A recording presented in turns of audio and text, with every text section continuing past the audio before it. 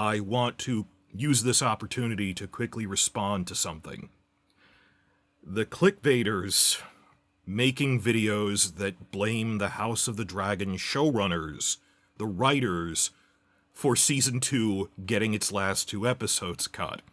I thought we were done with this, and a new one came out this week and got some traction. That, no, what you saw as the 8th and final episode was literally script 8 of a planned 10. They literally chopped off the 9th and 10th episodes. And this was entirely due to David Zaslav, their CEO, slashing their episode budget directly before a writer's strike, so they couldn't even do rewrites. That this was what you call a macro-level, industry-wide trend. It wasn't just this show.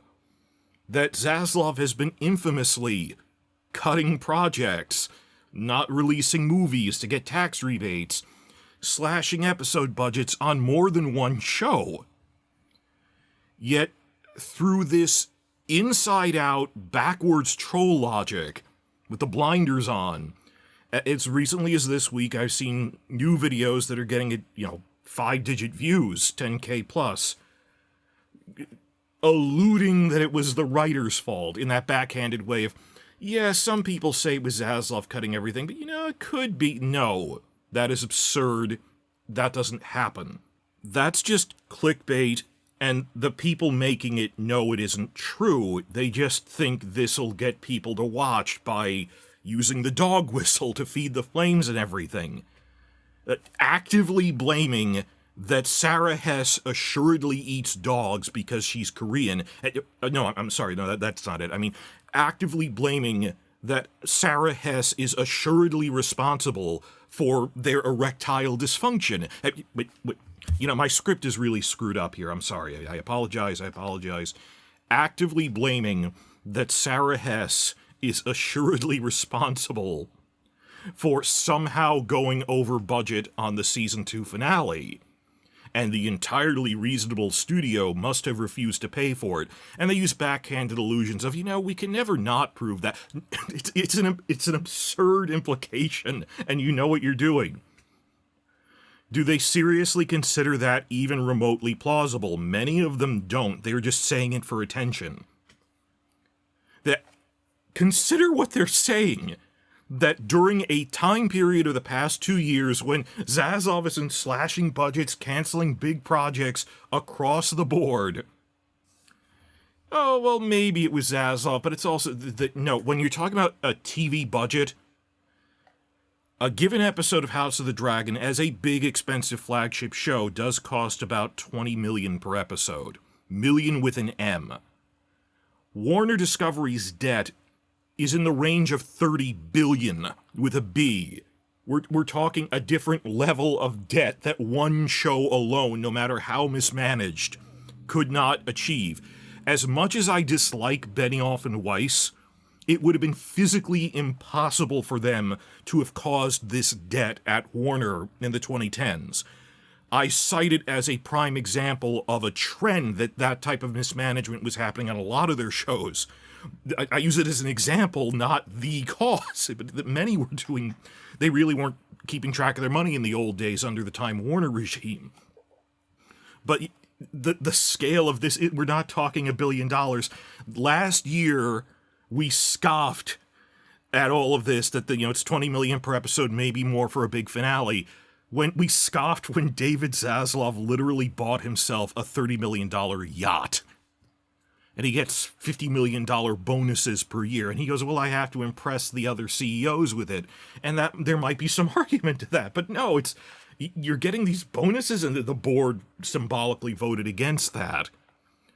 And even this week, it's diminishing returns. People don't believe in that as much a year later. 1 year later, the word has seeped out through osmosis that it wasn't just this show.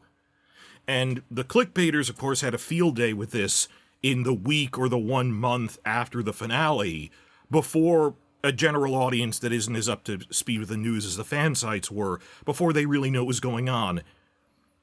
I don't know what exact proportion of people have wised up to this, but it's more than there were 12 months ago, last August.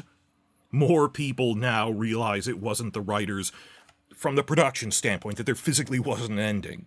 You can disagree with their writing on certain characters and things.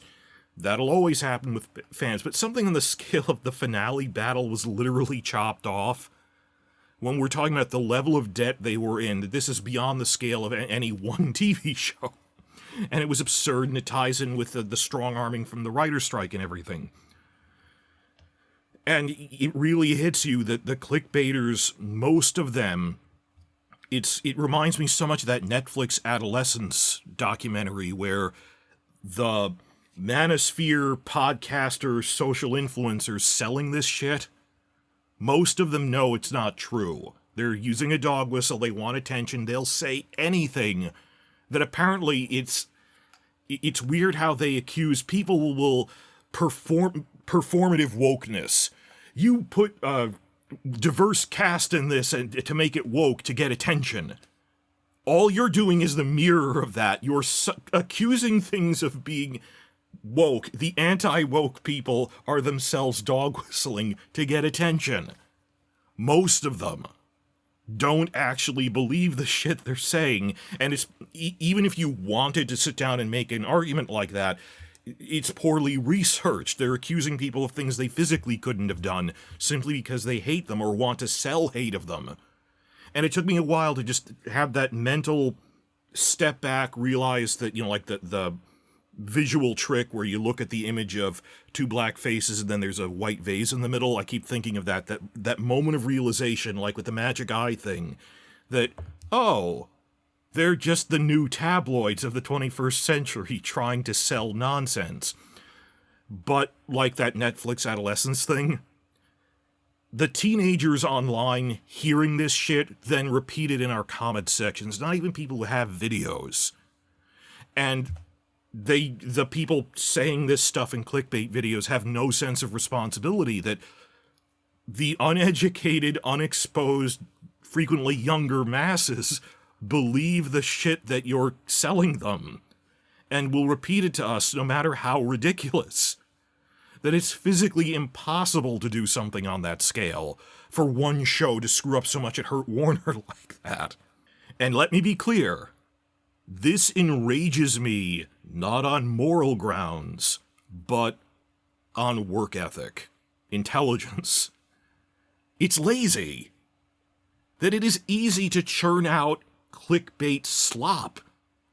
That this video you're watching right now is the latest installment in a year-long playlist I began right after Season 2 ended. In the aftermath of that, coinciding with, we had this apocalyptic August earnings report from Warner. They said it's the cable apocalypse. Not just for Warner, but for Disney and everyone else. That I started this specific State of the Industry playlist here. It's an ongoing series, analyzing the Warner financial crisis, the wider collapse of cable TV, which is really what was dragging down all of their finances. And it's a lot of research.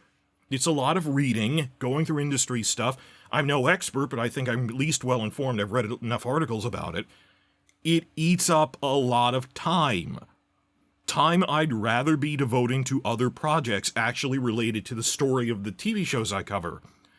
In short, it's a lot of work. This is work. But it takes like less than an hour for a clickbaiter to crank out a video repeating the meme, Sara Hess did this. As much time as it takes to type it in a comment section, it's 10 seconds. If you see a 20-minute video, it probably took 20 minutes to make, because it's just a live stream, that no research went into this. And they present it as pseudo-research, because in the video I'm thinking of that just came out this week, it was 15 minutes of maybe they did, maybe they didn't, and then the next 30 minutes, which you think structured, oh, here's the evidence, were just describing Season 2. That you aren't proving who and why the last 2 episodes were cut, they just were repeating, and it ends this way with no battle. Just over and over again. And the weird part is that, again, the teenagers that are posting, yeah, in the comment section don't understand. They're not really backing this up with any evidence that the writers of all people wanted it to be like this and have their last 2 episodes cut. And, oh, well, they said here that it was the way they wanted. They were being polite because they want to get fired by the head of this bad-mouthing Zaslav. We understand that. Has very little traction now. I have seen that a year on, that knee-jerk blaming of the writers is getting diminishing returns, but it was still surprising to see it now. That what Zaslav was doing cut across the entire Warner corporate family. Everything Warner was doing, DC Comics projects, everything.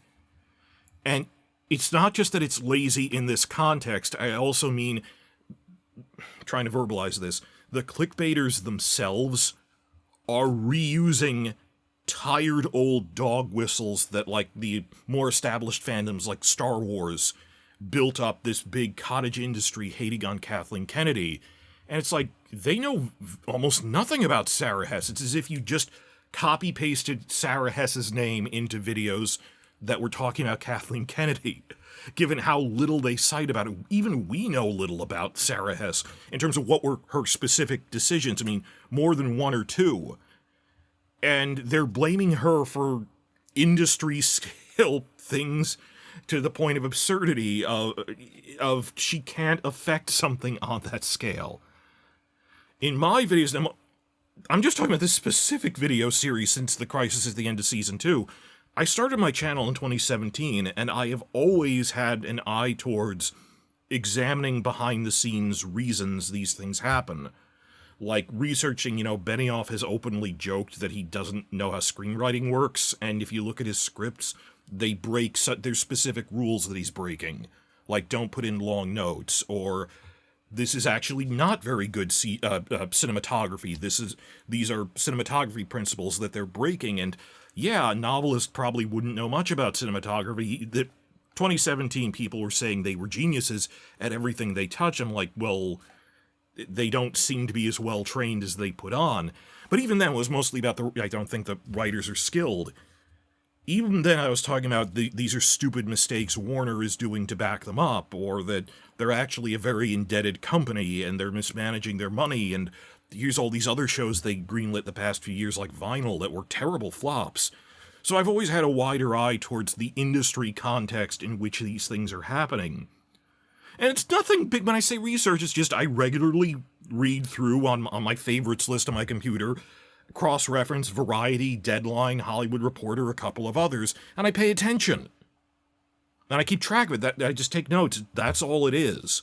But it's apparently a lot more than everyone else is doing. And you realize, again, it's not that the clickbaiters are lazy. In many cases, they know they're lying. It's tabloids. But I'm going over specific research of industry performance data, subscriber numbers, revenue numbers. Not just instinctively blaming whoever, because it is easy.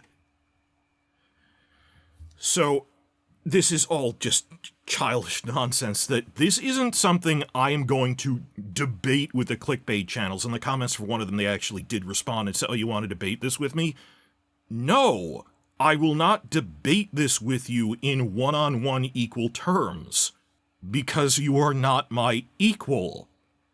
At best, you are incompetent. At worst, you are a tabloid self-consciously lying. That debate with me that they just spent an hour blaming Sara Hess for Warner being $30 billion with a B in debt. No, debating with you would be like an elementary school student who got an F, earnestly asking the teacher if they can debate whether they really deserved an A. Not just a little better, but no, I want to debate that this isn't an F, it's actually an A, because it's a binary right or wrong. No!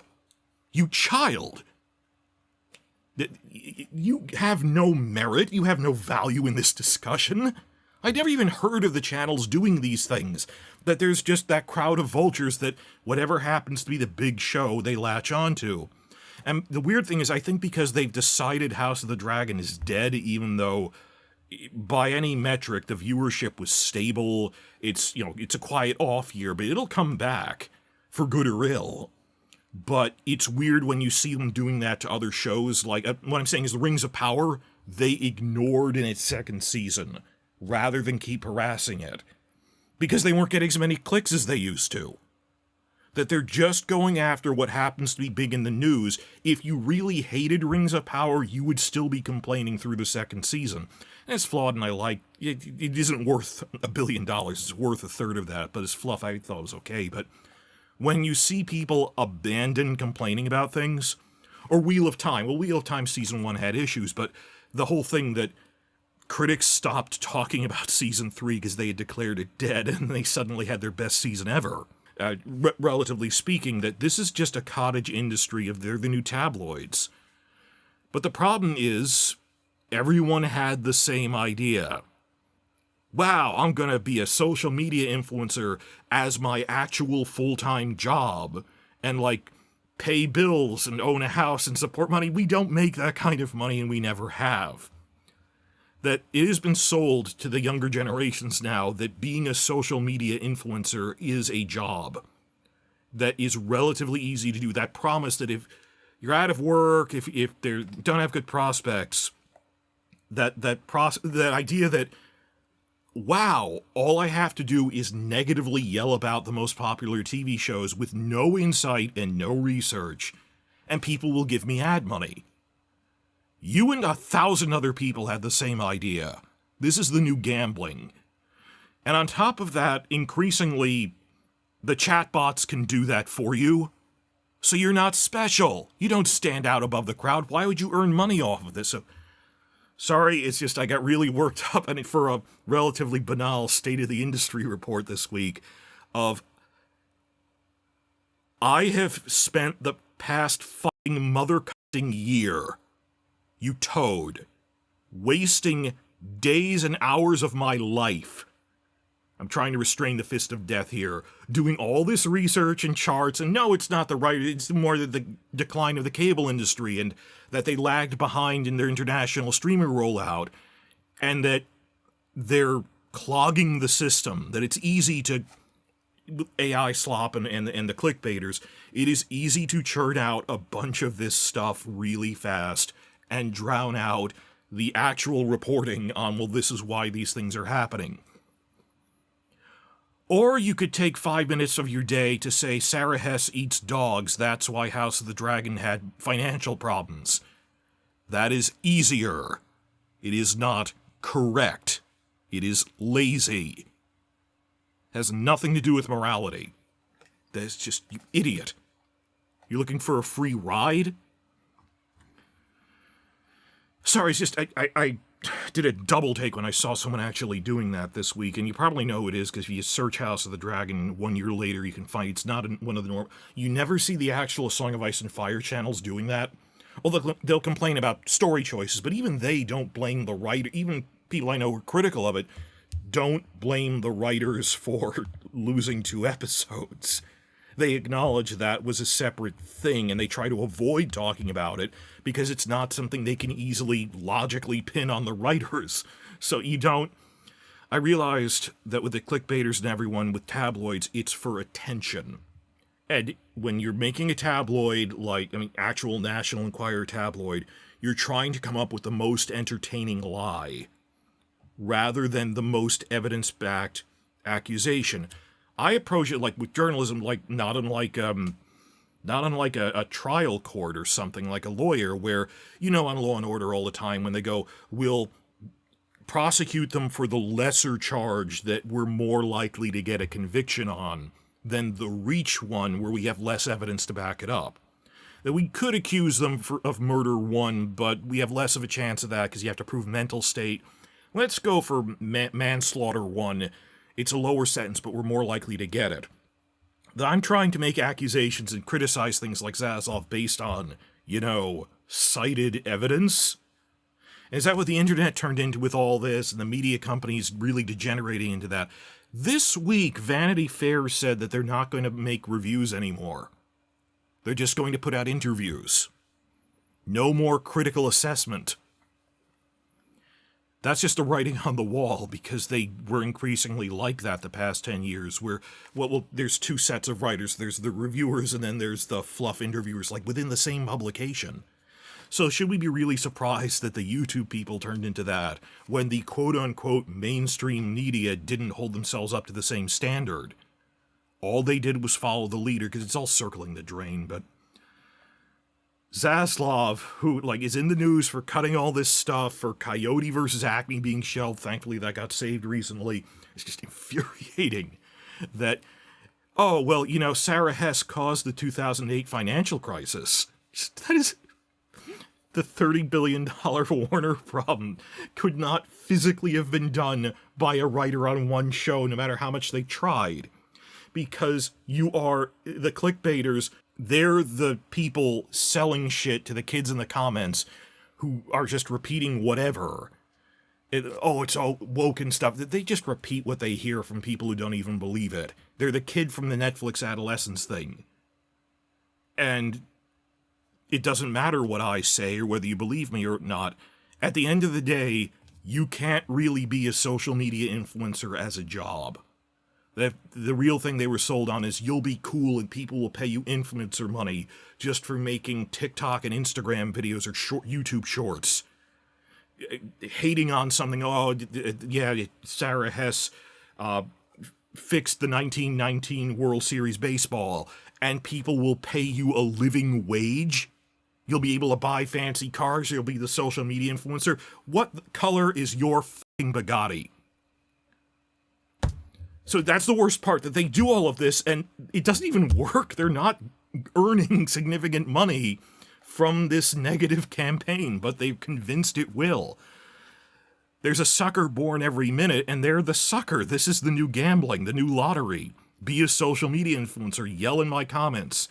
And hello, if you're new to my channel, I weed my comments with an eagle eye, that I will rip out and permablock any comments I don't like. So please, stand up and yell in the comments. It lets me know who to hammer down permanently. But I digress. On the actual second quarter financial report from Warner Discovery, which is based on research and not childish name-calling, I said there were 3 points.